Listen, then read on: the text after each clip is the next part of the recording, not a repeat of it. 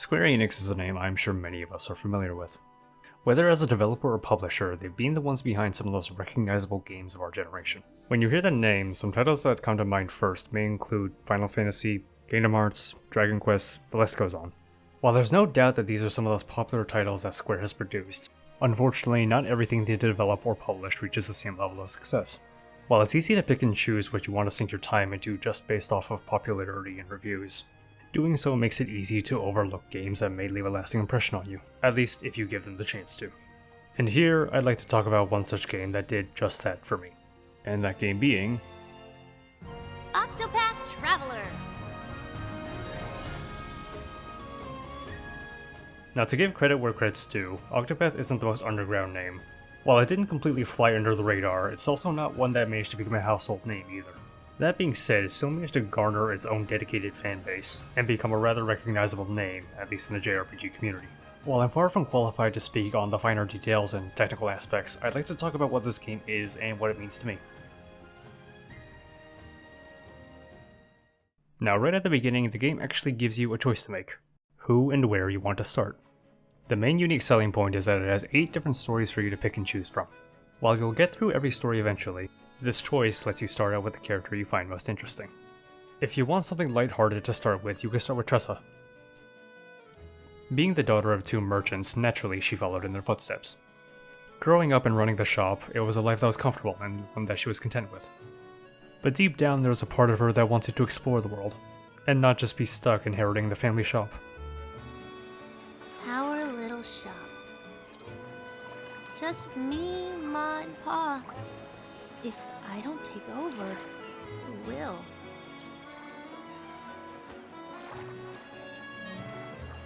The ocean is so vast.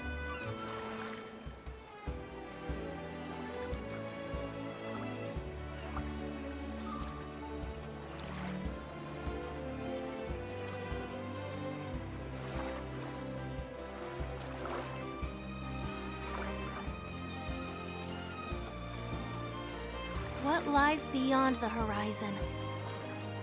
Thankfully, with the help of some pirates and a diary, it doesn't take long for her to build up the resolve she was looking for, to set out on a journey and explore and see the world with her own eyes. If that isn't the kind of story that sounds appealing to you, you can start with a character like Primrose first instead. Once the daughter of a noble house, she sadly bared witness to her father being murdered by 3 men. I thought you might say something like that. You're making this delightfully easy.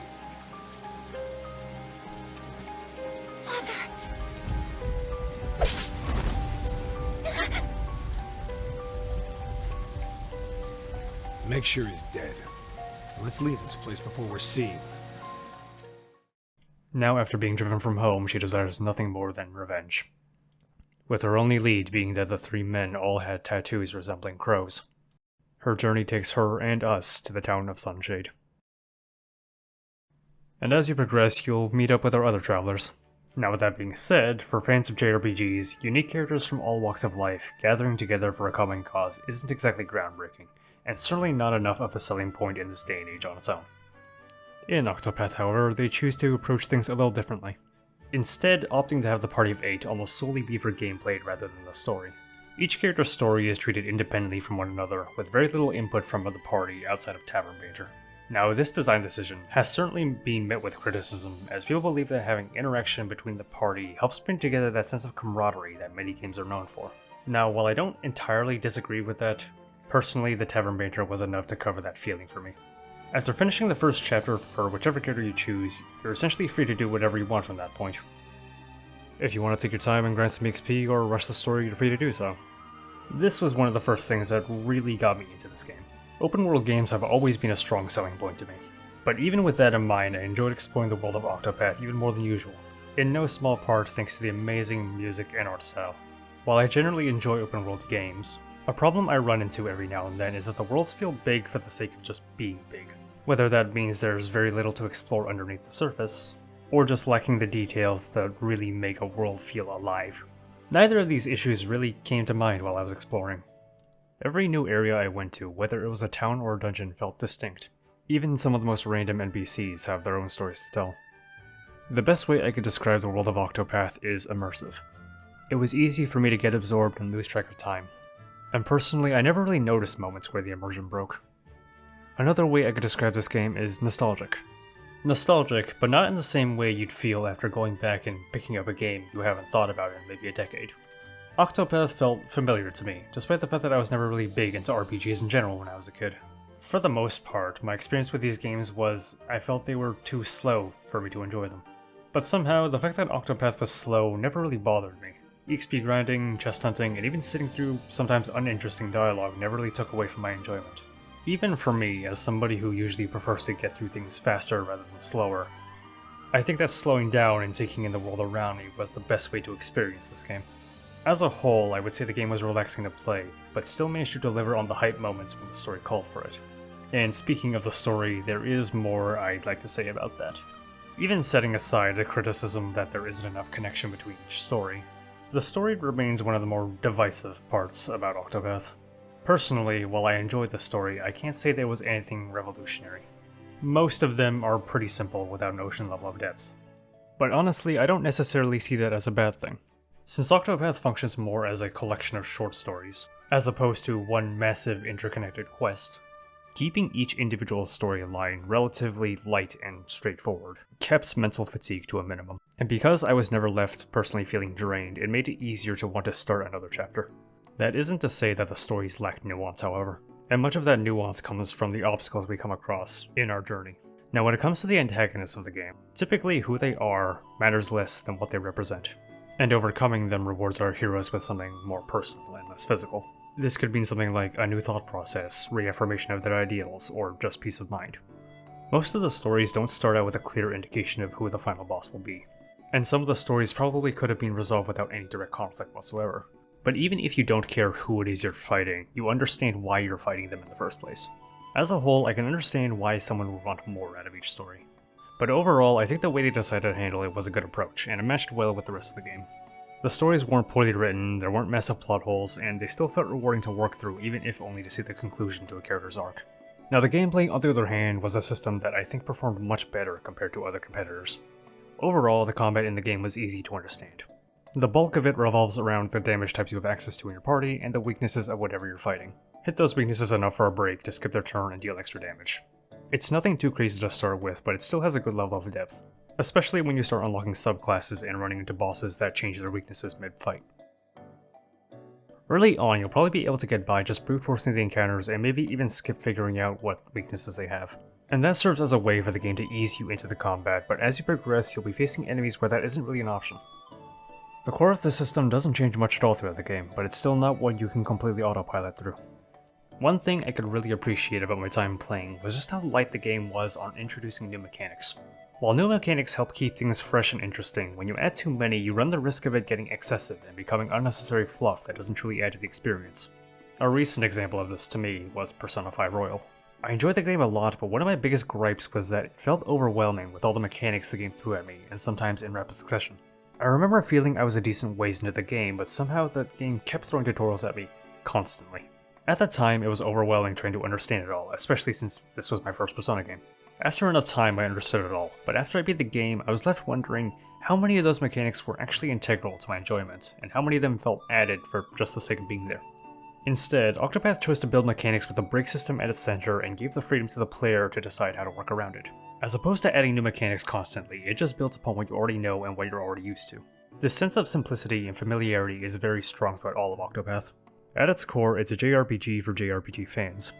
You know exactly the kind of game you're getting, and it's not going to deviate too far from what you might expect. If you know you don't like turn-based RPGs, this probably isn't going to be the game that's going to change your mind, but if there's any part of you that's curious about the genre, I'd say this is a great place to start. As for me, while this isn't my first experience with a game like this, I wasn't really an RPG person in general. But I was open to the idea of trying it out. As I said earlier, what initially caught my eye was the art style, but at the time I didn't have a Switch, so I just kinda had to write it off. But eventually the PC port came, and I just chose to give it a try. I wasn't really expecting too much, maybe just something I could sink some time into every now and then. Needless to say, this game turned out to be something quite special to me, and for lack of a better word, it felt like exactly the thing I needed. Playing it reminded me of a time where I had less to stress about and less to worry about. I'm sure I'm not the only one that's made it a bad habit to subconsciously nitpick at things. While it's not a bad thing to be critical, especially of things that you like, sometimes it can just get in the way of trying to enjoy something. After finishing the game, while I can agree with some of the criticisms that people have, while I was playing, they never really bothered me or came to mind. While I was going through it, I stopped thinking about comparing it to other games and thinking about what it could be doing better or what it was doing wrong. Instead, I could say that I could choose to forget about some of the problems I had with the game and the shortcomings that the game might have had.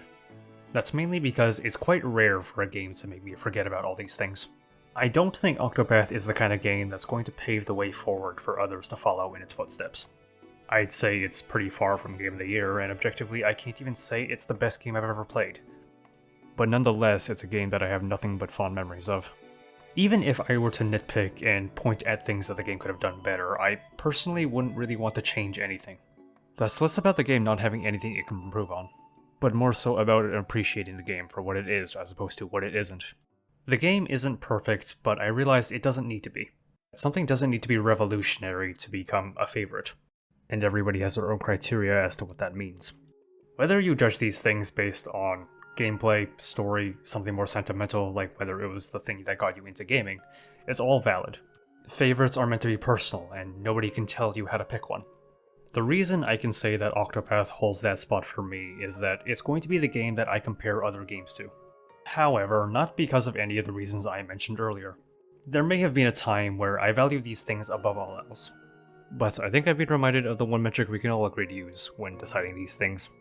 And it's silly to think that you could forget something so simple, but all it really boiled down to was, how much fun did I have? The best word I could use to describe this game as a whole was charming. Everything it does is so familiar, yet still unique, and it was still a full experience that felt fulfilling even when it was all said and done.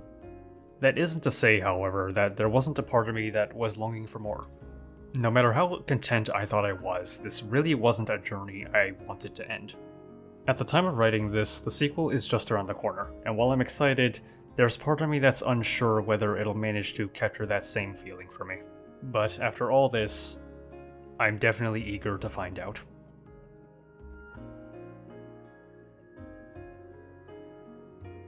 If you've made it this far, thank you for your time. While I could continue to ramble and talk about things that I just brushed on, like the music for instance, I don't think there's much more that needs to be said, at least from me.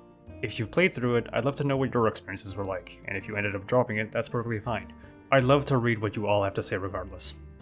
This whole video was my first attempt at trying to make something like this. I wanted to use this as an excuse to talk about a game that I don't feel like gets talked about enough. I originally went into this thinking that this was just going to be a one-off passion project. But after finishing this was pretty fun to make. If there's an audience for it and interest for it, I may consider making more. If that's something you'd like to see, let me know. I'm sure I could find plenty of other games to talk about. But with that all being said, thank you for watching, and maybe I'll see you again soon.